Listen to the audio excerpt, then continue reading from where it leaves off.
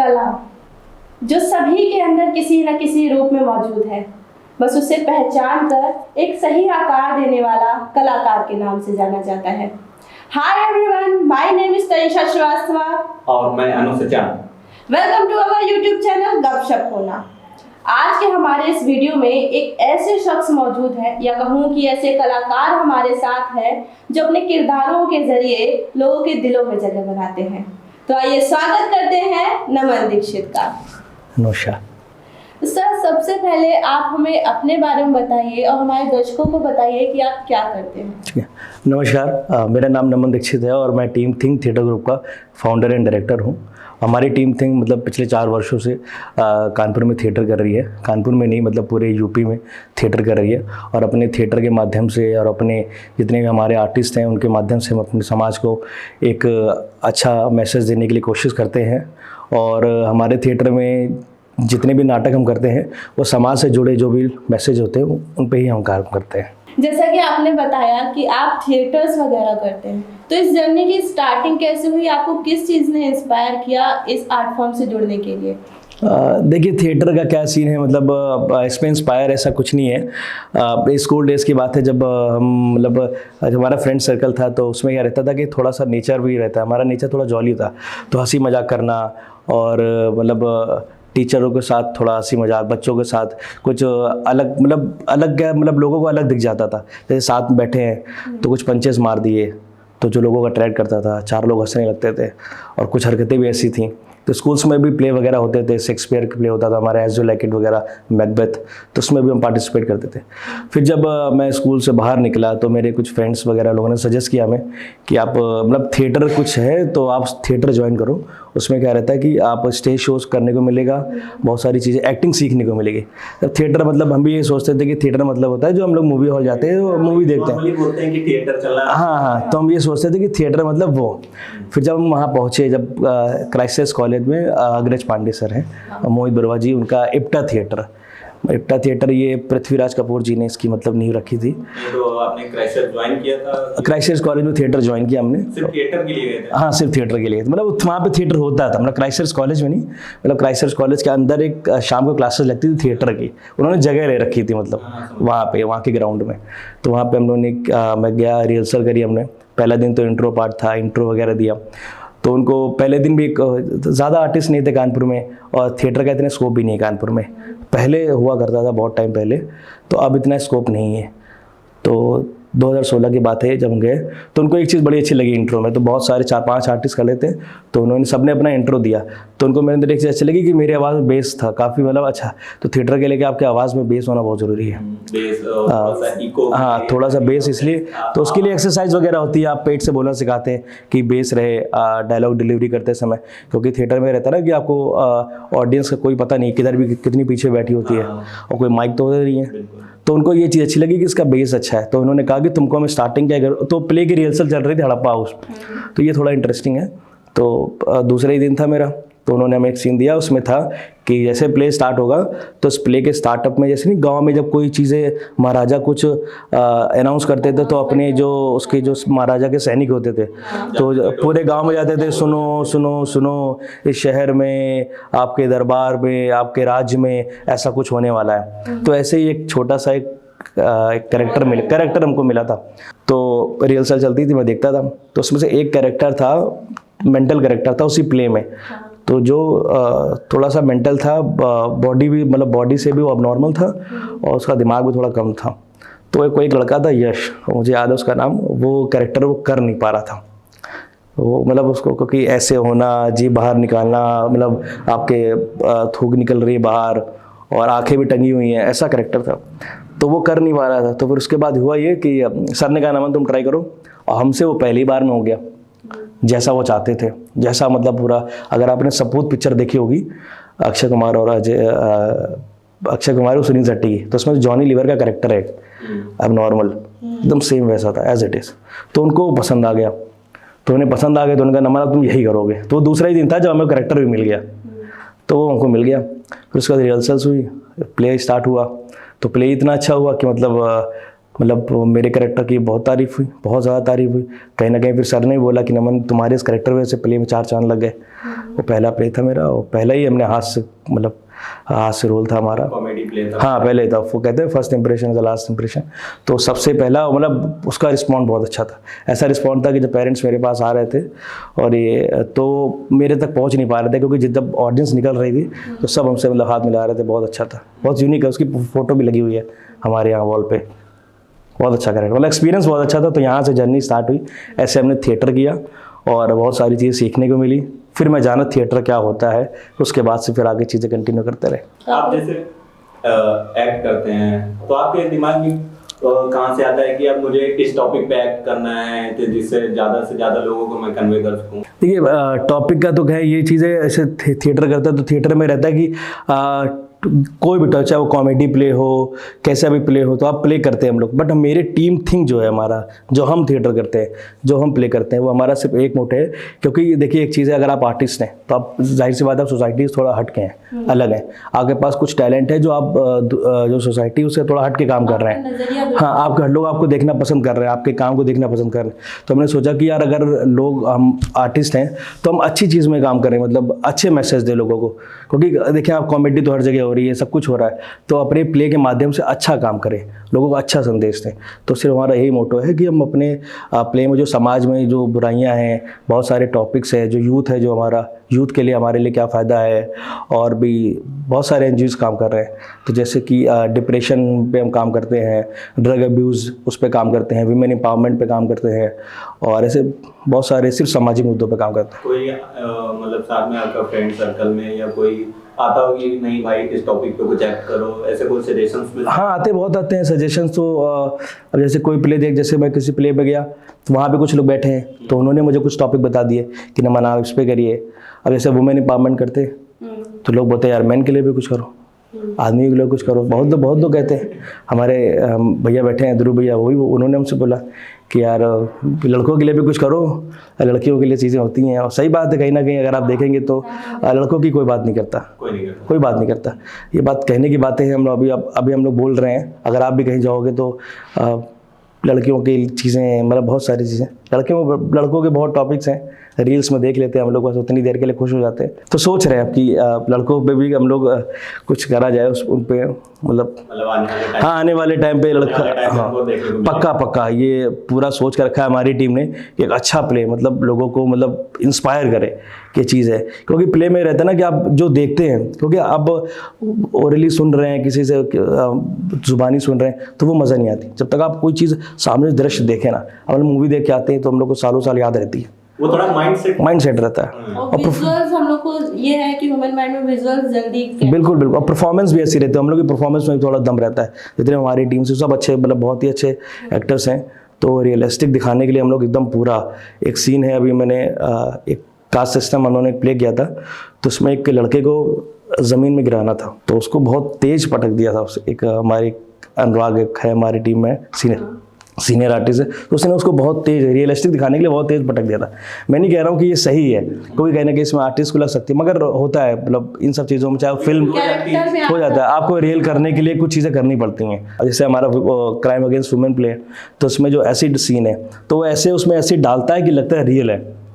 मतलब कोई नहीं कह सकता उस सीन को देख के कि वो ये फेक है, ऐसा लग रहा है रियल में चल रहा है। तभी लोगों को मज़ा आती है, तभी लोग रिलेट कर पाते हैं कि यार ऐसा सच में होता है, तो फिर उन्हें फील होता है, फिर वो कहीं ना कहीं इंस्पायर होते हैं। तो परफॉर्मेंस पे भी ऐसा दम डालना पड़ता है हम लोगों को। कोई भी नाटक तैयार करने में एक प्रोसेस लगता है, तो आप कोई भी नाटक तैयार करने के लिए कितना वक्त लेते हैं और उसके लिए क्या क्या स्टेप्स फॉलो करने पड़ते हैं? देखिए वो ये डिपेंड करता है आपके नाटक पे कि आपका नाटक कैसा है, कि वो कितना लेंदी है।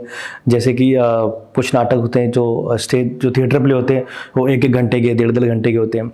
और जैसे जब हम नुक्कड़ नाटक परफॉर्म करते हैं, नुक्कड़ नाटक जैसे होता है तो आधे घंटे का भी होता है, 15 मिनट का भी होता है। तो वो डिपेंड करता है कि आपका नाटक की स्क्रिप्ट कितनी लेंदी है। तो प्रोसेस मतलब ये रहता है कि डेली बेसिस से प्रैक्टिस होती है। और इसमें हमारे थिएटर में क्या रहता है कि मतलब थिएटर की जो दुनिया है और जो फिल्मी दुनिया है, दोनों में ज़मीन आसमान का अंतर है। ठीक है, अब थिएटर में क्या रहता है, आपको लाइव शो करना है, हम लोग को स्टेज प्ले करना है, तो लाइव परफॉर्मेंस रहती है। तो बीच में अगर आप भूल भी गए तो ही प्रॉब्लम है, क्योंकि लाइव चल रहा है, अगर भूल गए तो पूरा आपका प्ले बेकार हो जाता है। और आप कुछ भूलते हो तो सामने वाले को समझ में आ जाएगा कि वो बंदा भूल गया। अब जैसे हाँ, तो वो फिर उसमें ये रहता है कि आपके चेहरे पे मायूसी हो जाती, कॉन्फिडेंस लो हो जाता है। तो यही सब चीज़ें हम लोग को प्रिपरेशन करनी पड़ती है जब हम लोग प्ले की रिहर्सल करते हैं। तो क्या आपका कॉन्फिडेंस लेवल कितना, अगर आप भूलो भी तो सामने वाले को पता ना चले कि डायलॉग भूल गया है, उसने तुरंत इम्प्रोवाइज़ कर दिया उसको, या उसके बगल वाले पार्टनर ने इम्प्रोवाइज़ कर दिया। बहुत सारे मोमेंट ऐसे होते हैं जब कोई जैसे कोई नया आर्टिस्ट है तो हम लोग के पास कुछ कैरेक्टर्स की कमी, तो उसको दे दिया और वो अचानक से भूल गया, तो उसको इतना प्रिपेयर कर देते हैं कि वो तुरंत इम्प्रोवाइज़ कर दे, आदमी समझ ना पाए कि भूल गया, सामने वाला संभाल। हाँ, तो उसके लिए थिएटर करने के लिए फोकस बहुत ज़रूरी है। थिएटर के लिए फोकस हर किसी चीज़ के लिए ज़रूरी है। तो हम लोग जब यहाँ पे पहले रिहर्सल्स करते हैं, बहुत सारी एक्सरसाइजेज होती हैं, आपकी ब्रेन मेमोरी, उसके लिए हम लोग एक्सरसाइज करते हैं, और फोकस के लिए बहुत सारी एक्सरसाइज होती हैं हम लोग की। तो ये सब चीज़ें करनी पड़ती हैं। तो फिर स्क्रिप्टिंग पे काम करते हैं, फिर बैक टू बैक 15 दिन 20 दिन रिहर्सल चलती हैं, 3-3 घंटे रिहर्सल करते हैं डेली की बेसिस पे। तो ये प्रोसेस रहता है पूरा, मतलब एक प्ले तैयार करने के लिए हम लोग। आप जो स्क्रिप्टिंग बोल रहे हो कि करते हो, तो मोस्टली स्क्रिप्ट आप कहीं से उठाते हो किसी नाटक की, या फिर आप खुद ही प्रिपेयर करते हो, खुद ही राइट करते हो? देखिए, एक जैसे कि अगर किसी ने हम लोग से कांटेक्ट किया है कि ऐसे ऐसे मुद्दे पे काम करना है, तो अगर उनके पास स्क्रिप्ट है, वो चाहते हैं कि नमन, जैसे पॉलिटिकल कुछ अगर हम करते हैं तो कुछ जगह होता है कि उन लोगों के पास स्क्रिप्ट होती है कि नमन स्क्रिप्ट आपको हम दे रहे हैं, आपको इससे परफॉर्म करना है। तो हम लोग उसमें जो भी इम्प्रोवाइजेशन करनी होती है वो हम लोग इम्प्रोवाइज कर देते हैं उसमें, हाँ, थोड़ा बहुत अपने अकॉर्डिंगली कर देते हैं उसको। और जब हम लोग को खुद की स्क्रिप्ट बनानी पड़ती है, जैसे कि कुछ प्लेज होते हैं, जैसे अगर हम लोग थिएटर प्ले उठा रहे हैं तो किसी राइटर का उठाएंगे। जैसे इस समय हम लोग काम कर रहे हैं, एक प्ले जो अभी बताया था हमने, करप्शन के ऊपर है, शरद जोशी, तो उनका मतलब प्ले है, तो पूरी किताब लिख दी उन्होंने।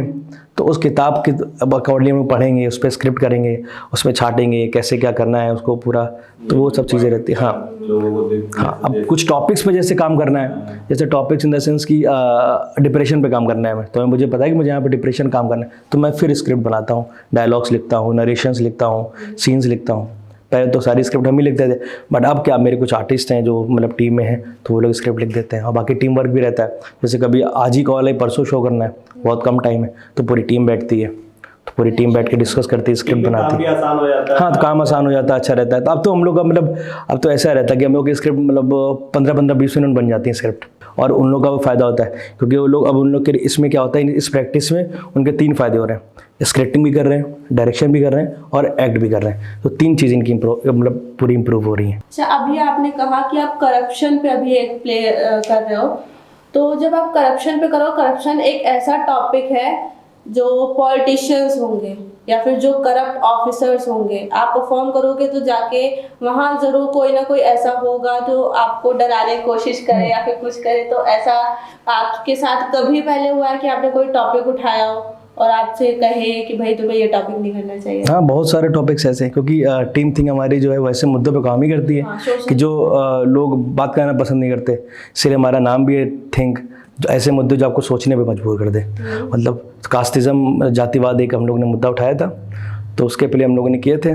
तो पहला प्ले तो उसका हमने शायद एक 15 अगस्त में किया था, एक जगह फंक्शन में किया था, और फिर दूसरा उसका हमने किया यहीं वेडिंग बेल्स में, तो वो भी एक इवेंट था। मतलब तीसरा जो किया था वो PSIT में किया था।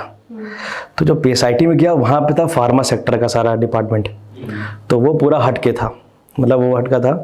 तो वो जो शो दिलाया तो हम लोग को ध्रुव ने दिलाया था। तो फिर जब वहाँ पे हम लोग पहुँचे तो वहाँ पे ऐसा किसी को भी कोई आइडिया नहीं था PSIT वालों को, क्योंकि वहाँ सब स्टूडेंट्स थे। अब वो कॉलेज में ऐसे शो करना लोग मना, मतलब ज़्यादातर मना कर देते हैं, जो भड़काऊ होते हैं ना ये शो, जातिवाद, हिंदू मुस्लिम। तो अब उस जातिवाद में हिंदू मुस्लिम भी था, सब कुछ था, तो पूरा एकदम जैसे मंटो की कहानियाँ जो होती एकदम सेम ऐसा वैसा, एकदम कटाक्ष पूरा समाज के लिए, सोसाइटी के लिए। तो वो प्ले हम लोगों ने उठाया। वहाँ पे जब प्ले हुआ, जितने बच्चे थे उनको तो बड़ा पसंद आया, बड़ी हुटिंग्स हुई, बड़ी तालियां बजी, लोगों को समझ में आया। मगर जो स्टाफ था वहाँ का, क्या कर दिया यार तुम लोग ने, यार क्या कर दिया यार, टीचर हमें टेलर दे रहे हैं, डीन हमें टेलर दे रहे हैं। तो फिर हमें लगा यार, हाँ, मतलब कि मतलब, क्योंकि उसमें आधे मतलब प्ले में एक सीन था, तो एक मेरा डायलॉग है कि मतलब कि ना हिंदू की बात कर, ना मुसलमान की बात कर, राम रहीम नानक ना ईशा की बात कर, झूले वो शहीद उस फंदे की बात कर, हिंद के जवान तू तिरंगे की बात कर। ये एक हमने बोला था वहाँ पे। और उसके बाद एक सीन आया कि आजकल हमारा युवा कहाँ जा रहा है, युवा पीढ़ी हमारी कहाँ जा रही है, देखा जाए तो हिंदू मुस्लिम इन सब चीज़ों में जा रही है। तो वहीं एक सीन स्टार्ट हो गया, 6 लोग नारे लगा रहे हैं जय जय श्री राम, उधर से नारे लगा रहे हैं अल्लाह अकबर। और वो सीन अब सोचिए कॉलेज में चल रहा है, दृश्य पूरा स्टाफ टीचर बैठा है, तो एक उनको लगा यार ये कैसा प्ले है, हाँ प्ले कैसा उल्टा पड़ा है। तो मेरे लिए तो जो कहानी थी वो एकदम सच्चाई कहानी थी, जो समाज में हो रहा है वो हम दिखा रहे हैं, हम थिएटर वाले हम वही दिखाएंगे जो चल रहा है। और जातिवाद में करंट तब केस हुआ था अभी शायद राजस्थान में कहीं जोधपुर में, उधर कहीं एक जितेंद्र मेघवाल, तो उसने मतलब लोअर कास्ट का था, उसने मूंछों पे ताव दे दिया था तो लोगों ने उसको मार दिया था। तो ये सब केसेस तभी करंटली वो आए थे, तब हमने मुद्दा उठाया था। तो बहुत लोगों ने हमसे कहा, एक बार दिल्ली में एक लोगों से बात हुई तो उन्होंने मुझको बताया कि तुम आरक्षण पर तो कभी बात नहीं करते, तो आरक्षण पे भी बात उठाओ ना, इन सब मुद्दों पे भी तो बात उठा। तुमने सीधा उठा लिया कि इनको बड़ा टॉर्चर करा जा रहा है, इनको ये करा जा रहा है, करा कहाँ टॉर्चर करा जा रहा है। तो बहस छिड़ गई बहुत देर तक। तो मैं क्या बोलूँ, तो मुद्दे ऐसे होते हैं जो फेस करना पड़ता है, प्रॉब्लम्स आती हैं। तो इसके अलावा क्या फेस करना पड़ता है? मतलब ये तो बातें हो गई कि टॉपिक से रिलेटेड हो गया, लोगों ने टॉन्ट कर दिया, इसके अलावा क्या आपको एज एक्टर? इसके देखिए, इसके अलावा बहुत सारी चीज़ें। अब देखिए, जब आप स्टार्टिंग पीरियड में जो हम करते थे, तो ये एकदम फैक्ट है, हम ऑन कैमरा कह रहे हैं, तब पहले फैमिली वाले भी खिलाफ रहते थे और सोसाइटी में भी हर आर्टिस्ट का है ये एक आदमी को अपनी कहानी में 4 चांद लगाने के लिए नहीं बोलता। ये एकदम सही बात है कि फैमिली मेंबर इसमें एक कारण भी है। जैसे जाकिर खान के ने एक इंटरव्यू में बोला था कि आपके माता पिता खिलाफ नहीं होते, बस आपको गरीब नहीं देखना चाहते। तो कहीं ना कहीं उनका भी ये भी रहता है कि यार सही लाइन पकड़े, अच्छा काम करे, तो टेंशन रहती है उनके अंदर, मतलब ये रहती है। बट हम आर्टिस्ट हम क्योंकि जो कर रहा है वही समझता है ये इसमें स्कोप है, हम कर ले जाएंगे। तो बहुत सारे ऐसा हुआ। मेरे सोसाइटी के लोग थे तो मेरे फ्रेंड्स से पूछते थे ये इसको पैसा मिलता है कि नहीं मिलता है, मतलब कर रहा है ऐसे कर रहा है कि पैसा मिलता ही नहीं, जान मुझ के कितना मिल रहा है कितना नहीं मिल रहा है जानने के लिए। तो बहुत सारी चीज़ें पूछते थे और अलग अलग, कभी टॉन्ट हो जाता था, कभी कुछ हो जाते। तो ये सब चीज़ें मतलब वही है कि मतलब एक कैप्शन भी हमारा बहुत अच्छा लिखा है कि सीढ़ियाँ बने मुबारक जिन्हें छत तक जाना है, हमारी मंजिल तो आसमान है, रास्ता हमें खुद बनाना है। तो वही बस खुद हम अपना कर रहे हैं, निगेटिविटी से दूर रहते हैं, लोगों क्या कह रहे हैं नहीं सुनते, अवॉइड करना। हाँ अवॉइड करते हैं। सबसे सही चीज़ यही मतलब रास्ता है, आप अवॉइड कर दो, क्योंकि वो आपके अच्छे में भी बोलेंगे, आपके बुरे में भी बोलेंगे तो उनको सुनना ही नहीं है। तो ये चीज़ें हमें नहीं, हर आर्टिस्ट को मतलब ये सब चीज़ें फेस करनी पड़ती है स्टार्टिंग में। बहुत सारे कानपुर में अच्छे आर्टिस्ट हैं जो बहुत अच्छा काम कर रहे हैं, मगर एक समय उन्होंने बड़ा फेस किया है, चाहे वो उनका मतलब वो फैमिली बैकग्राउंड रहा हो, चाहे वो फाइनेंशियली रहा हो। कहीं ना कहीं फाइनेंशियली चीज़ें भी बहुत आर्टिस्ट लोगों के लिए बहुत रहती है। स्टार्टिंग पीरियड में आपको इतना पैसा अच्छा नहीं मिलता। मैंने ही कम से कम 15 से 20 शो फ्री किए स्टार्टिंग में। आज भी एक चीज़ बोलेंगे, कानपुर में कहीं ना कहीं चीज़ें गलत हैं। आप ये लोग अपने आर्टिस्ट को प्रमोट नहीं करते। अब आप पंजाब वगैरह साइड जाएंगे तो वहाँ पे देखिएगा वो लोग अपने ही लोगों को बड़ा अच्छा प्रमोट करते हैं। यहाँ पे हमारे यहाँ पे हम ही लोगों को, आर्टिस्ट लोगों को प्रमोट नहीं करते। अगर कोई उनसे पेमेंट की बात करता है तो वो एकदम अरे यार सामाजिक काम है, समझ लो ये वो, थोड़ा देख लो यार ये वो ना। तो ये चीज़ें तो कहीं ना कहीं इससे मोरल डाउन हो जाता है। फिर आदमी कहता है कि कानपुर में आर्टिस्ट की वो वैल्यू नहीं है। तो आपकी टीम का नाम है टीम थिंक। इस जितना ही यूनिक नाम है, ज़रूर इसकी कहानी भी इतनी यूनिक होगी। तो इसके पीछे की क्या कहानी है, कैसे नाम पड़ा, उसके बारे में कुछ बताइए। अगर नाम की बात करें, नाम कैसे पड़ा, तो जब उन्होंने टीम स्टार्ट करी थी तो मैंने पहले से सोचा था कि ड्रेस कोड हमारा कुर्ता वाला, तो जितनी थिएटर नुक्कड़ नाटक का कह रहा था, एक कुर्ता पहन लिया, जीन्स पहन लिया। हाँ, तो हमें कुर्ता वाला फील नहीं लाना था, हम थोड़ा तो एक स्वैग लुक, क्योंकि ट्रेंड के हिसाब से आपको चेंज करना पड़ता है अपने आप को। तो मैं चाह रहा था कि मेरे जितने आर्टिस्ट हैं थोड़ा कूल भी लगे, अच्छे भी लगे, लोग उन्हें देखना पसंद करें। क्योंकि अब टीम देखी कैसे बनाई हमने, जब बॉम्बे में 2019 में थे तो जब वहाँ से आए 2019 के मिड में हम यहाँ कानपुर आए थे तो हाईलाइट में नुक्कड़ नाटक चल रहा था। तो नुक्कड़ नाटक ऐसा था कि वो सफ़ेद कुर्ता पहने, लाल चुनरी बांधे और ब्लू जींस पहने, वो उनका ड्रेस कोड था और ढोलक वोलक था। तो बीच चौराहे में कर रहे थे तो आधे इधर जा रहे हैं, आधे इधर जा रहे हैं, जो 4-5 लोग उनको खड़े होकर देख रहे हैं वो थे।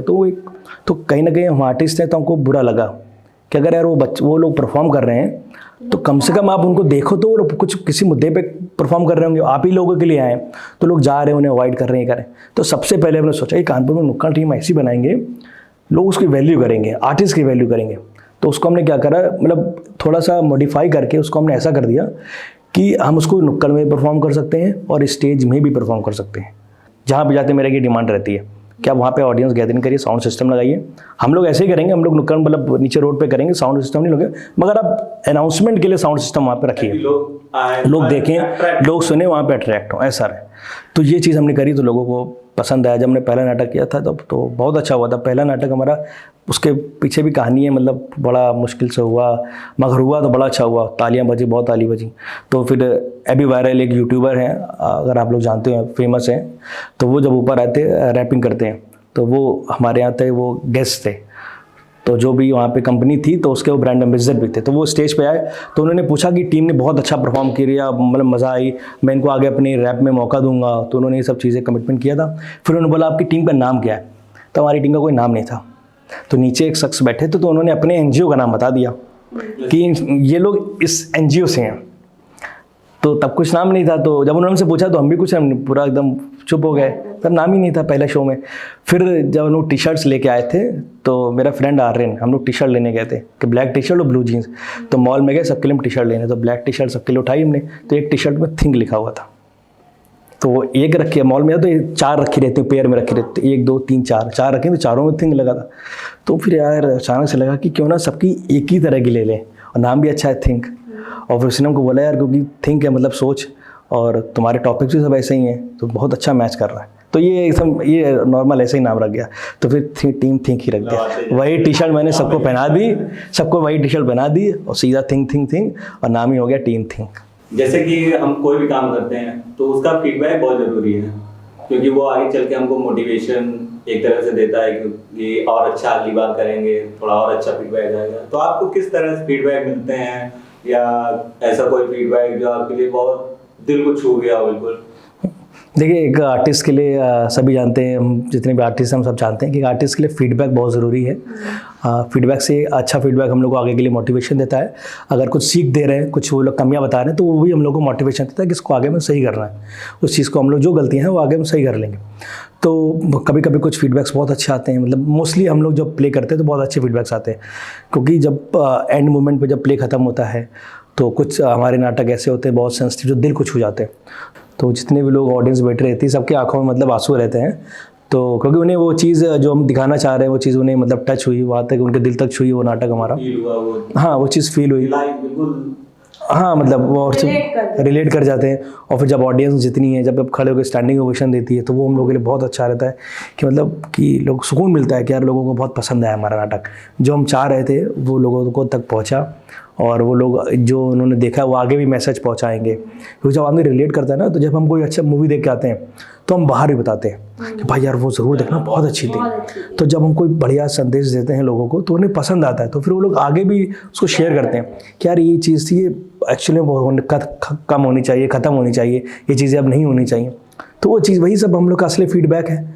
अगर हम कोई मैसेज दे रहे हैं वो लोगों तक पहुँचे, लोग उस पर अमल करें, तो वही असली हम लोग की पूरी जीत है।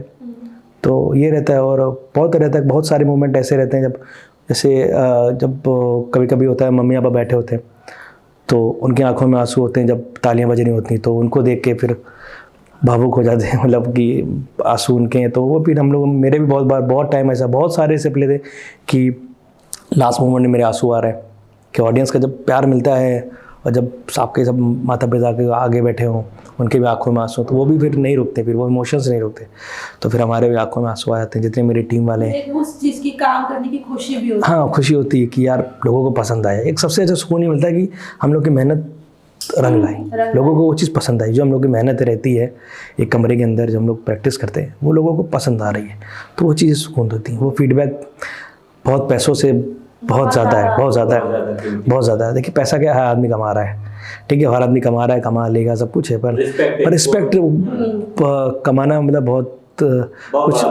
बड़ा काम है। आप किसी की लोगों में, दिल में आप किसी की जगह बना रहे हो तो बहुत दूर। क्योंकि देखिए, एक आर्टिस्ट के अंदर अगर आप एक अच्छे आर्टिस्ट हो तो सबसे पहले आपको एक अच्छा इंसान होना पड़ेगा। अगर आप एक अच्छे इंसान हो तो आप बहुत अच्छे आर्टिस्ट हो। तो पहले आप अच्छे इंसान बनो, फिर आप अच्छे आर्टिस्ट बनोगे। क्योंकि अगर अच्छा आर्टिस्ट वही है जो लोगों के दुख दर्द समझ रहा है, लोगों के दुख दर्द में अगर अपना हिस्सा बांट रहा है, समाज के साथ उठ बैठ रहा है, समाज की तकलीफ़ें सुन रहा है, समझ रहा है, तो आप एक अच्छे बेहतर इंसान हो। आप तो फिर लोगों को आप रिलेट कर रहे हो, उनके दुख को रिलेट कर रहे हो, तभी आप उनके दुख को दूसरों को बता पाओगे। बहुत ज़रूरी है। अच्छा, आपने पहले जब आपसे मीटिंग हुई तो आपने शेयर किया था मोमेंट कि आप लोग दिल्ली गए थे, तो आपका परफॉर्मेंस का नंबर बहुत बाद में आया था, तो वो क्या किस्सा था? देखिए वो किस्सा ऐसा है कि एक हम लोगों ने एयरफोर्स पे यहाँ पे रागेंद्र स्वरूप ऑडिटोरियम में एक एयरफोर्स की मीटिंग थी वहाँ पे, तो उनका कोई फंक्शन था, जितने भी एयरफोर्स वाले लोग थे, तो वहाँ पे बहुत सारे ऑफिसर्स आए थे, तो वहाँ पे हम लोगों ने अपना शो किया था।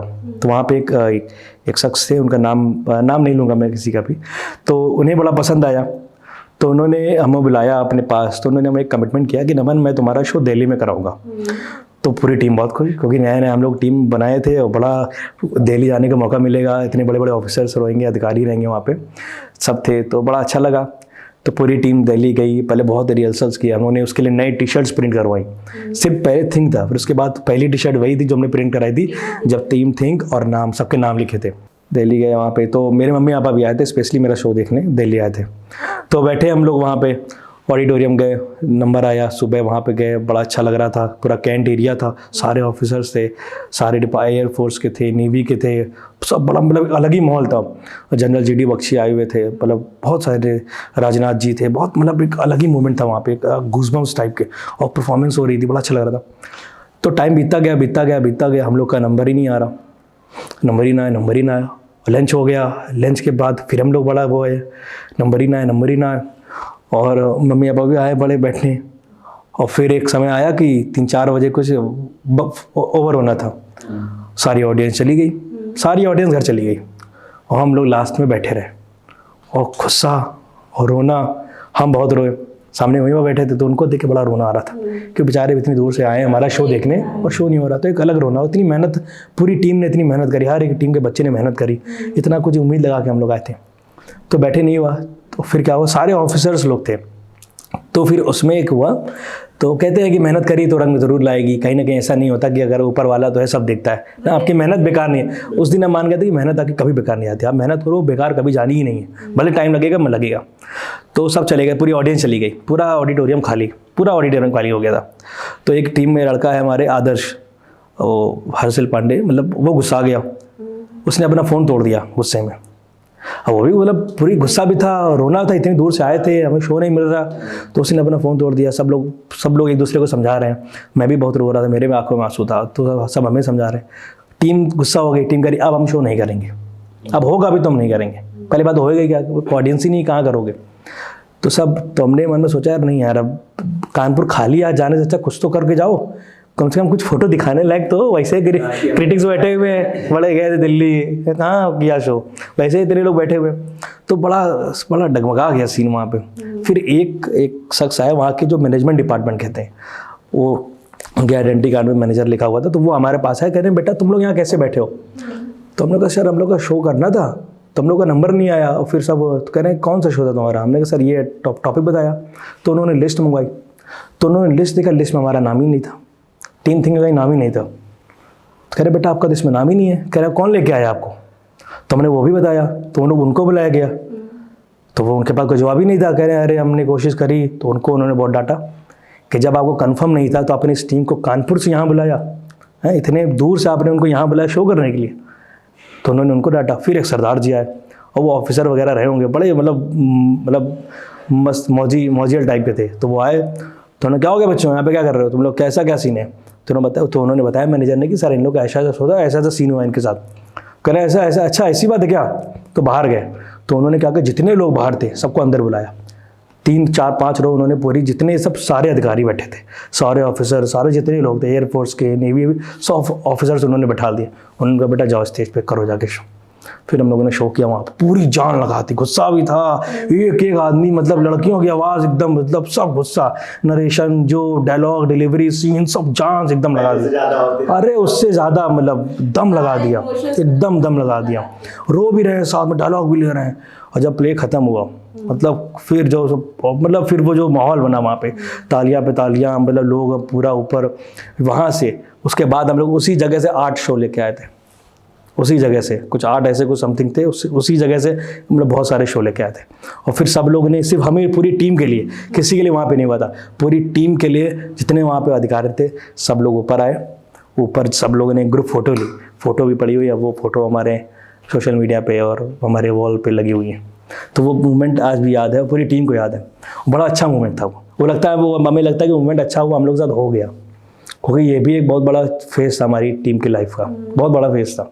क्योंकि दिल्ली पहुंच के हम लोग को यही नहीं पता कि हमारा टीम में नाम है कि नहीं नाम है, क्योंकि क्योंकि वहाँ पे 16 बच्चे गए थे टीम से, और 16 बच्चे के पेरेंट्स उम्मीद लगाए थे कि मेरा बच्चा वहाँ परफॉर्म करने जा रहा है। पूरे देश भर की वहाँ मीडिया थी, सारी बड़ी बड़ी मीडिया थी, सब कुछ था। तो सब कहीं ना कहीं पूरे पेरेंट्स होप लगाए हुए थे। वही है कि बस सब्र का फल मीठा होगा, और मेहनत कभी बेकार नहीं जाती। उस दिन हमने माना कि मेहनत आप कभी बेकार नहीं जाती, हाँ कभी नहीं बेकार जाते। आपको रुकेगा, आपको समय देना पड़ेगा, पेशेंस रखना पड़ेगा आपको। अगर उस दिन मैं पेशेंस भी खो देता अपने, तो शायद मैं वो शो करके ना आता। आपके साथ एक गेम खेलते हैं, इसमें आपको कुछ डायलॉग्स दिए जाएंगे फिल्मों के, और वो जिस सिचुएशंस में है आपको डिफरेंट सिचुएशन में बोलना पड़ेगा। अच्छा, सिचुएशन भी हम ही लोग डिसाइड करेंगे कि आपको किस सिचुएशन में बोलना है। अच्छा, ये तो ऑडिशन हो गया। अच्छा चलिए ठीक है। पहला डायलॉग है कि बाबा मोशाय, जिंदगी लंबी नहीं बड़ी होनी चाहिए। ये मोटिवेशन टाइप में डायलॉग है, बट इसको आप सरकास्टिक वे में कैसे बोलेंगे? अच्छा, तो इसमें बाबू मोशाय, ठीक है ज़िंदगी छोटी मगर नहीं लंबी होनी चाहिए थोड़ी सी, बाकी अपना देख लो, तुम्हारा ज़िंदगी तुम्हारी जो। मेरे हिसाब से तो यही है कि भैया ज़िंदगी छोटी नहीं लंबी होनी चाहिए, बढ़िया होनी चाहिए।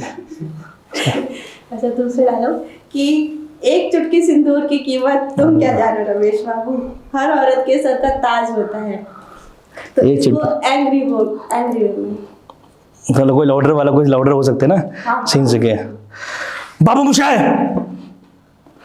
एक चुटकी सिंदूर की कीमत तुम क्या जानो, हर औरत का ख्वाब होता है कि एक चुटकी सिंदूर। ऐसा सिंदूर। जब भी मेट का एक डायलॉग है कि मुझे बचपन से शादी का बड़ा शौक था, बायकॉट, इसको इमोशनल वे में बोलिए। ये आप लेडीज वाले करेक्टर हमें कहते हैं। एक चुटकी सिंदूर, क्या मुझे बचपन से शादी का ही बड़ा शौक था। हाँ, तो इसमें कैसे इसको क्या किस इमोशनल यार, मुझे ना बचपन से ही शादी का बहुत शौक था, बहुत मतलब इच्छा थी मेरी यार बचपन से कि यार मैं शादी करूँ। मतलब बचपन से ही मुझे शादी का बहुत शौक था ना। हो गया। जहाँ बना तो सिगरेट हो तोहफा कबूल करो, इसको रोमांटिक में चाह बना तो सिगरेट हो तोहफा कबूल करो। ये क्या वैसे करके दिखा जैसे उसमें किया था। ये डायलॉग है, ये मोटिवेशनल डायलॉग है, बट इसको आपको कॉमेडी वे में बोलना है। अच्छा, कि मैं उड़ना चाहता हूँ, मैं दौड़ना चाहता हूँ, मैं गिरना भी चाहता हूँ, बस रुकना नहीं चाहता। अरे भैया, मैं उड़ना चाहता हूँ, दौड़ना भी चाहता हूँ, बस गिरना नहीं चाहता। बहुत बढ़िया। एक आखिरी डायलॉग है कि मैं तो गॉड समझा था तुझे, आप तो गॉड जिला निकले। इसको सीरियसली। ये मूवी कौन सी है ये? एंटरटेनमेंट। हाँ वही, याद नहीं आ रहा था। इसमें क्या बोल रहे हैं इसमें? कि गॉड समझा था मैं तो आपको, आप तो गॉड जिला निकले। तो इसको कैसे ले, मतलब इसको सीरियस ले। चलो देखिए, मैं तो आपको गॉड समझता था, मगर यार आप तो गॉडजिला निकले। ऐसा ही है सीरियस। हो गया। अब दूसरा गेम खेलते हैं। ठीक है, आपको मैं कुछ वर्ड्स दूंगा कि मतलब कि आपकी टीम में बताना है कि वो कैरेक्टर वो किसके ऊपर शूट कर रहा है। ठीक है? अच्छा ठीक। ज्यादा टाइम नहीं लेना है। हाँ, ये नहीं मतलब रैपिड फायर टाइप है ना, मतलब तुरंत कट टू कट आपको। हाँ, पहला प्रैंक मास्टर कार्तिक त्रिपाठी, दूसरा फनी अनुराग द्विवेदी, तीसरा बुलक्कड़ आदर्श। फिर नाटक कैसे करते हैं? हाँ, तो नाटक में भूल जाता है वो, बीच नाटक में डायलॉग भूल जाता है। हम लोग गन फैक्ट्री में एक शो कर रहे थे, तो उसने एक डायलॉग भूल गया, तो सामने ऑडियंस में बैठा था आदमी, अरे भुला गया हो। फिर सीधा बोल दिया। अच्छा ठीक है, नेक्स्ट भूल जाता है वो। शर्मिला, हर्षपाल, आलसी, विशाल राज और स्वीट सलाद। स्वीट? हाँ, स्वीट तो हम ही है।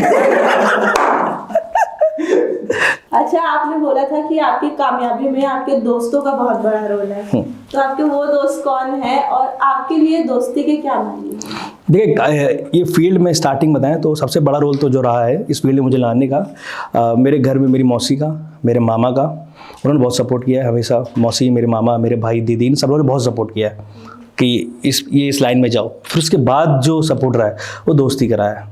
तो हम हमेशा बोलते हैं, हर इंटरव्यू मेरे पे बोलते हैं कि दोस्तों का बहुत बड़ा रोल रहा है, क्योंकि जब कोई नहीं था तब दोस्त ही थे, उन्होंने मुझे मोटिवेशन दी, वो मेरे साथ खड़े थे। अनुराग, कार्तिक, आर्यन, प्रफुल्ल, ये सब लोग स्टार्टिंग में मेरे साथ खड़े हुए थे, तो इनका बहुत बड़ा रोल है। और हर चीज़ में रोल लेता है दोस्ती। बहुत अच्छी चीज़, मतलब हम तो कहते हैं लाइफ में आपके 2-3 दोस्त ऐसे होने चाहिए जो आपके साथ लाइफ टाइम तक चले। और मेरे जो दोस्त हैं मेरे साथ ऐसे ही हैं, हर सुख दुख में मेरे साथ रहते हैं, चाहे सुख हो चाहे दुख हो, तो सब में मेरा बराबरी का हिस्सा रहता है। सबका 50-50% बढ़ जाता है। अकेले तुझको नहीं रोना, 50% उसको दे, थोड़ा मुझे दे, थोड़ा दे, थोड़ा दे, सब लोग आपस में अपना परसेंट बांट लेते हैं। हाँ, तेरा तो ये सब हर चीज़ में, हर शो में।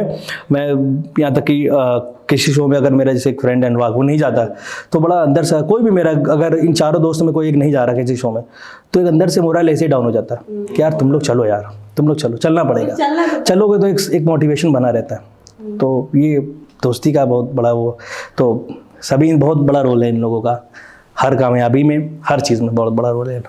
मान लीजिए जैसे आप कोई परफॉर्मेंस करने जा रहे हैं या एक्ट करने जा रहे हैं या कोई नाटक करने जा रहे हैं, तो आपकी टीम ने कोई एक्ट प्रिपेयर किया है, हर सबका एक पर्टिकुलर कोई कैरेक्टर होता है, ठीक है। बाय चांस जिस दिन प्ले करना है आपको एक्ट, उस दिन किसी एक पर्सन की तबीयत खराब हो जाती है, तो फिर कैसे मैनेज करते हैं? तो जैसे कि मैंने पहले बताया था कि प्ले करने से पहले बहुत सारी प्रिपरेशन होती है ना, चीज़ें कैसे इम्प्रोवाइज़ करनी है कुछ, तो इसमें भी ऐसा रहता है कि हमको पता है एक सब्स्टिट्यूट हम लोग के पास रहता है। अगर हम लोग 12 लोगों की कास्ट है तो हम लोग जाते ही 15-16 लोग हैं, जिसमें से सबको सबकी स्क्रिप्ट याद रहती है कि इनकेस अगर अटेंडमली कुछ हो गया, कुछ भी हो गया, तो सामने वाला आपकी जगह आ जाएगा, तुरंत कवर कर लेगा। या फिर 20 प्ले के दौरान अगर आप मान, जैसे प्ले चल रहा है, 20 प्ले के दौरान अगर सब कुछ हो जाए तो तुरंत उसको करके सामने वाला उसको ले लेता है, रिप्लेस कर देता है, इम्प्रोवाइज़ करके। आदमी को पता भी नहीं चलता है, कुछ ऐसा हो जाता है। बट अभी तक ऐसा कुछ हुआ नहीं है कि किसी की तबीयत ख़राब हो गई हो या कुछ ऐसा रहा होगा। हाँ, 1-2 बार ऐसा हुआ कि प्ले जाना था तो फ़ोन आ गया एक आर्टिस्ट का कि सर आज नहीं आ पाएंगे, अटेंडेंस जाना पड़ रहा है, तो उसकी जगह मैंने किसी और को कर दिया। उसको भी ऑलरेडी पहले स्क्रिप्ट तैयार है, इसीलिए रियल प्रैक्टिस में होना, सबका होना बहुत ज़रूरी है। ऐसा नहीं है कि आपका जो कैरेक्टर है आपने सिर्फ अपनी स्क्रिप्ट या अपना डायलॉग्स याद कर लिए, आपको पूरी स्क्रिप्ट पढ़नी पड़ेगी। आपको अपने तो याद होने पड़ेंगे, आपको सबके याद करने पड़ेंगे, ये बहुत ज़रूरी रहता है। जैसे आज के समय पे जो सोशल मीडिया है वहाँ पर वल्गैरिटी ज़्यादा परोसी जा रही है, तो आप इस पर क्या कहना चाहेंगे? जो रियल मतलब एक्टर हैं वो मतलब उस चीज़ से हट गए हैं, मतलब कि जो रियलिस्टिक आप जैसे आप एक्ट करते तो वो दिखा रहे हैं, लेकिन सोशल मीडिया पे वो सब, देखिए जो जेन्युइन आर्टिस्ट हैं जिनको लगता है कि हम अपने कला से लोगों को अच्छा मैसेज दें, जो एक बेहतर, देखिए फिर मैं कह रहा हूँ जो एक अच्छे इंसान है, अच्छा इंसान मैं बोल रहा हूँ, वो कभी भी ऐसा काम नहीं करेंगे, वल्गैरिटी पेश नहीं करेंगे, ठीक है। मतलब अब आजकल क्या हो गया है, आदमी वल्गैरिटी पेश करना वो नहीं चाह रहा है, चीज़ें ऐसी लोगों ने बना दी हैं। अब उसको क्या फॉलोवर्स चाहिए, उसको पता कि लोग क्या देखना पसंद कर रहे हैं, ज़्यादातर लोग क्या देखना पसंद कर रहे हैं, कॉमेडी देखना पसंद कर रहे हैं, तो उस पर घुस रहे हैं, उस पर। तो ये इन चीज़ों का फ्यूचर नहीं है। अब देखिए ये सिर्फ एक शॉर्ट पीरियड के लिए एक है, आप थोड़ी देर लोगों को एंटरटेन कर रहे हो, आप वो कर रहे हो, लोग उससे रिलेट कर रहे हो, वो चीज़ देख, अब मीम्स आ रहे हैं, लोगों ने कुछ अब्यूजिंग वाले मीम्स बनाए, उसी के बाद कुछ बच्चे देख रहे हैं, उन्होंने भी अपना चैनल खोल लिया, वो भी यही बना रहे हैं। तो कहीं ना कहीं सोसाइटी पे गलत इम्पैक्ट पड़ रहा है। और ये मुझे लगता है अगर आपके पास वो टैलेंट है, समाज से हट के कुछ आप अलग कर रहे हो, तो उसको अच्छी चीज़ में करो, उसे अच्छी चीज़ दिखाओगे जिससे लोग भी मतलब मोटिवेट। बहुत सारे भुवन बाम, चलो मानते हैं कि भुवन बाम जैसे मतलब आए, मगर भुवन बाम सेल्फ मेड है, उसने चीज़ें आई, लोगों ने उसको पसंद किया, मतलब ठीक है। मगर आज भी आप देखो, आज भुवन बाम किस पोजीशन पे हैं, लोग इंस्पायर कर रहे हैं, लोग अच्छा काम कर रहे हैं, ठीक है। मतलब हाँ, खुद के शोज़ वगैरह कर, वो एक लोगों के लिए इंस्पिरेशन है भुवन बाम, ठीक है। वो उनका अपना एक अलग जॉनर था, पहले यूट्यूबर थे जो इंडिया में सबसे ज़्यादा सब्सक्राइबर लाने भुवन बम। तो ना ये अब बच्चे जो हैं मतलब फॉलोवर्स के लिए कर रहे हैं, बहुत फेमस है। हाँ सारे, क्योंकि उनके कैरेक्टर्स में एक्टिंग दिखती थी, हर अलग अलग कैरेक्टर्स थे, इतने सारे कैरेक्टर एक आदमी के लिए प्ले करना बहुत डिफिकल्ट रहता है। आपने कहा था कि आपने 2016 में एक्टिंग शुरू की थी, तो तब से लेकर अभी तक आपको इस फील्ड में या इस आर्ट फॉर्म में क्या क्या डिफरेंस देखने को मिला? डिफरेंस देखिए बहुत कुछ सीखने को मिला, ठीक है। पहले जो नहीं पता था वो धीरे धीरे पता चलता चला गया, ठीक है। और ये पता चल गया कि एक्टिंग इतनी सिंपल नहीं है, क्योंकि कहते हैं ना अभिनय ईश्वरी देन है, जिसे सिखाया या पढ़ाया नहीं जा सकता। अभिनय एक्टिंग आपको कोई एक्टर नहीं बना सकता, मतलब ये चीज़ें एक्टिंग आप खुद से करते हो। जैसे अभी हम नॉर्मल बात कर रहे हैं आपसे, जैसे देखिए अभी हम नॉर्मल बात कर रहे हैं, यही अगर फिल्म का सेट लगा दें, एक कैमरा लगा दें, सब कुछ लगा, तो कहीं ना कहीं आप हल्का सा नर्वस हो जाओगे। नर्वस हो जाओगे। फिर वो आपको डायलॉग यही चीज़ करनी है, अभी क्या रैंडम बात कर रहे हैं हम लोग और यही पूरा सेट लगा दे तो आप नर्वस हो जाओगे। एक एक्टिंग करने के लिए सबसे ज़्यादा ज़रूरी है आपके अंदर का आपकी जो शर्म है वो हटानी है आपको बिल्कुल हटा दो। इसलिए कहते हैं नेता और अभिनेता दोनों देखे, कभी उनको शर्म नहीं होनी चाहिए, क्योंकि हर तीसरे आपको पापा बनाना है, ठीक है, हमें वोट दीजिएगा, ठीक है, हमें वो करेगा, उसको नहीं देखना, उसके लिए सब सामान्य है, उसके लिए सब सामान्य है। तो कहीं भी कुछ भी करना पड़ता है हम लोग को। हर आज किसी कैरेक्टर पे आज हमें राजा का रोल मिला है तो कल नौकर का मिल गया, आज जो मेरी माँ बनी कल मेरी बीवी बनी है। तो फिर एक एक्टर के लिए मतलब उसको सबसे पहले तो ये सब चीज़ें हमने सीखी कि कैसे अपने जो हम नर्वस होते हैं वैसे हटाते हैं। और स्टेज का फेयर तो देखिए आपका स्टेज ही हटाएगा। आप जितना परफॉर्म करोगे उतना ही आपका जो शर्म है, जो आपका नर्वसनेस है, वो सब कम होती रहेगी। तो ये सब चीज़ें सीखने को मिली।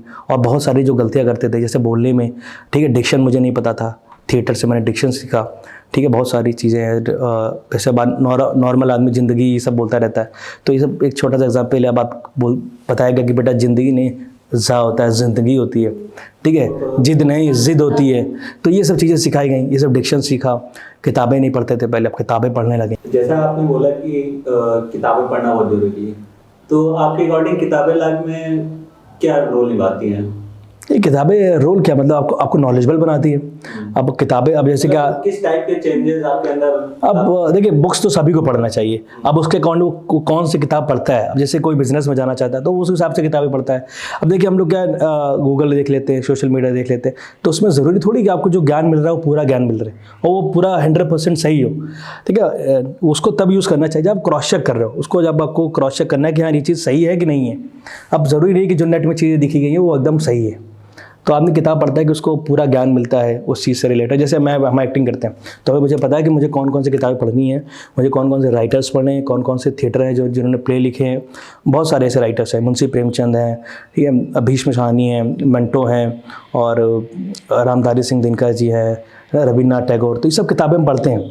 तो अब इतनी कहानियाँ होती हैं उनकी, समाज से जुड़ी हुई कहानियाँ होती हैं, आपकी कामयाबी से जुड़ी हुई कहानियाँ होती हैं, ऐसे ऐसे रोल होते हैं। कुछ प्ले वाले जो होते हैं घर की कहानियाँ, बाहर की कहानियाँ, बिज़नेस की कहानियाँ, तो सब अलग अलग कहानियाँ सब होती हैं। तो उन कहानियों को पढ़ते हैं और उस समय से लेकर आपका स्वभाव कैसा होना चाहिए। तो किताबें पढ़ने से मुझे लगता है कि आदमी बेहतर इंसान बनता है। और किताबों से नॉलेज, देखिए नॉलेज तो किताबों से आती है, तो नॉलेजबल बनना है तो आप किताब पढ़िए। सभी कहते हैं, सभी अच्छे अच्छे राइटर्स कहते हैं कि आप किताबें जितना से ज़्यादा किताब पढ़ो,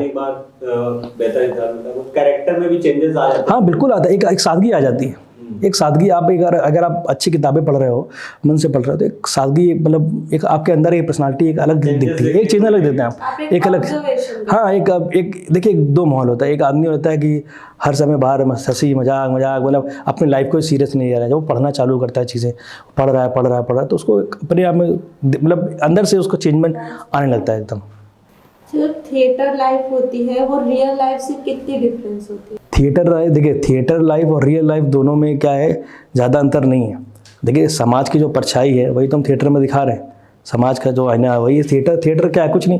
थिएटर में जो अब समाज में चल रहा है वही हम स्टेज में दिखा रहे हैं। और जैसे जो मैं राइटर का जिक्र किया, मंटो का जिक्र मैंने किया था, तो जो मंटो थे उन्होंने क्या किया है, उन्होंने यही तो किया था। उन्होंने जो समाज में गंदगी चल रही थी उन्होंने अपनी किताबों में उतार दी, तो उनको बैन कर दिया गया। क्यों? उन्होंने बोला गया है कि आपने अपनी किताबों में अश्लीलता दिखाई है। तो मंटो ने बोला है कि अगर अश्लीलता है तो समाज को बंद करो, मुझे क्यों बंद कर रहे हो? इस समाज ने ये चीज़ें लिखी, मैंने थोड़ी लिखी हैं। जो वहाँ चल रहा है वो मैं यहाँ दिखा रहा हूँ ना।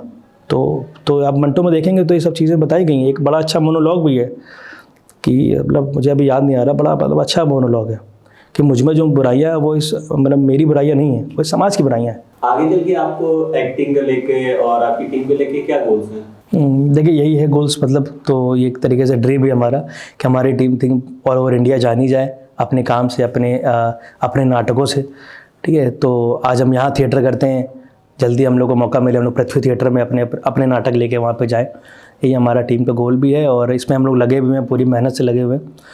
और कहीं ना कहीं सबका सपना, जो थिएटर कर रहा है, जो एक्टिंग कर रहा है, सबका नहीं, मतलब अब कुछ लोग थिएटर करते हैं जो सिर्फ अपने शौक के लिए कर रहे हैं, ठीक है। और जो कुछ होते हैं जिनका सपना, सबका सपना बॉलीवुड है।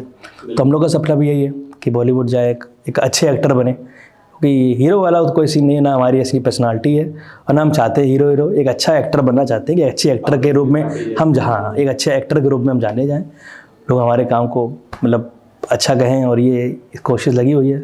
सफ़र लंबा है मगर मेहनत लगी है। अब देखिए आगे क्या होता है। फल मिलेगा। हाँ, कब मिलेगा फल में? हाँ, लेकिन मिलेगी। मिलेगी। अब ये तो भरोसा है अपने ऊपर, अपने काम के ऊपर, बाकी भगवान के ऊपर, किस्मत के ऊपर। अच्छा, आपने बताया था कि आपने एक सीरियल्स वगैरह भी किए मराठी में, तो अभी आपको उसके बाद कोई वेब सीरीज या फिर मूवीज के ऑफर आए हैं?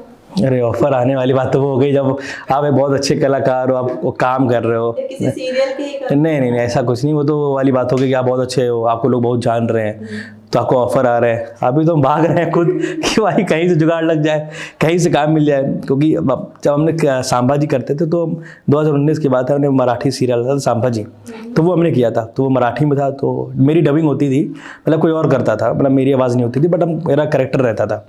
तो मेरे इंस्टा में मेरे हर जगह सोशल मीडिया में वो बाइट क्लिप्स वगैरह पड़ी हुई हैं, वो करते थे। तो और भी बहुत सारे मतलब छोटे मोटे सीरियल्स कर देना। मेरे साईं आता था, मेरे साईं हमने बहुत बार किया। वन डे टुडे ऐसे निकल गए, कभी कभी कैमरा छू के निकल जाता था। महाराज की जय हो, महाराज की जय हो। तो जूनियर आर्टिस्ट ये सब बहुत किया है, बहुत करते थे।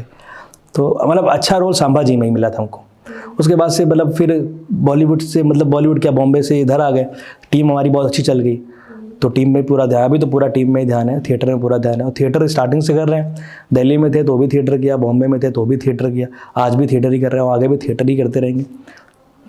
सपना यही है। और फिर साथ साथ उसके लिए भी लगे, ऑडिशंस वगैरह देते रहते हैं। कुछ ऑडिशंस आते हैं तो दे देते हैं।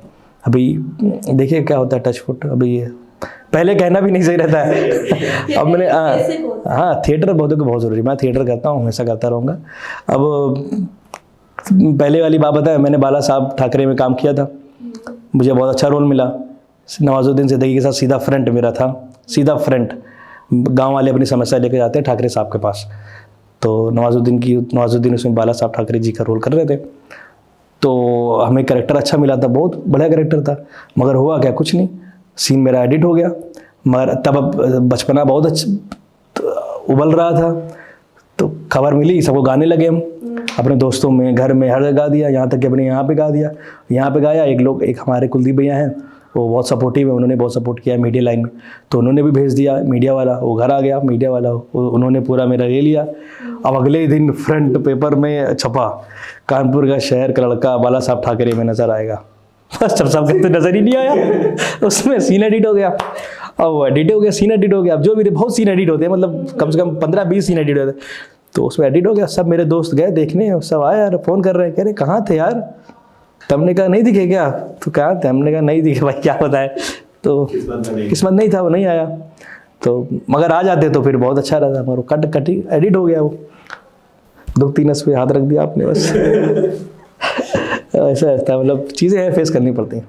अच्छा, जैसे आपने बताया था कि आपको किसी ने सजेस्ट किया था कि आप इस फील्ड में जाओ, थिएटर वगैरह करो, तो जो नए कमर्स हैं उनको नहीं समझ में आता है, या कह लो कि गाइडेंस नहीं मिल पाता है एग्जैक्टली कि कैसे इस फील्ड में एंटर करें या कहाँ से शुरुआत करें, तो उनके लिए आप क्या सलाह देना चाहोगे? देखिए अब तो बहुत सारे ऑप्शंस आ गए, सोशल मीडिया इतना बड़ा ऑप्शन आ गया है लोगों के लिए ना, कि अगर आपको अपनी कला दिखानी है तो आप सीधा सोशल मीडिया पे देखिए, अपने वीडियोस बनाइए, अच्छे वीडियोस बनाइए, अच्छे कंटेंट डालिए, लोगों को पसंद आएंगे, लोग आपको अप्रिशिएट करेंगे। बहुत सारे ऐसे लोग हैं।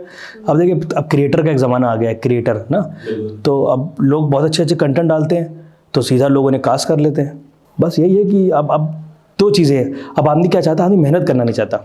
अब थिएटर में क्या मेहनत है, आपको मेहनत करना, मतलब मेहनत करनी पड़ेगी, क्योंकि आपको लंबे रेस का घोड़ा बनना है, तो आपको बेसिक सीखना बहुत ज़रूरी है, आपको मेहनत करना बहुत ज़रूरी। अब आदमी कहते हैं हम आए तुरंत फेम मिलने लगे हमको, वो तुरंत फेम चाहता है। मेरी टीम में एक लड़का है हर्षित तिवारी, ठीक है, तो उसका मेरे पास कॉल आया, तो मैंने कहा, कह रहा भैया आप एक्टिंग सिखाते हैं? मैंने कहा हाँ बताओ बेटा। भैया मुझे हीरो बनना है। उसका पहला शब्द ये था, पहला शब्द मुझे हीरो बनना है। तो भाई अगर हम हीरो बनाते तो हम यहाँ क्या कर रहे हैं उससे क्यों करना था, ये वो थोड़ी चल रहा है 15 दिन में इंग्लिश सीखें, अंग्रेजी बोलना सीखें, ये तो है नहीं वो। तो उसका पहला ही शब्द ये था कि भैया हमें हीरो बनना है।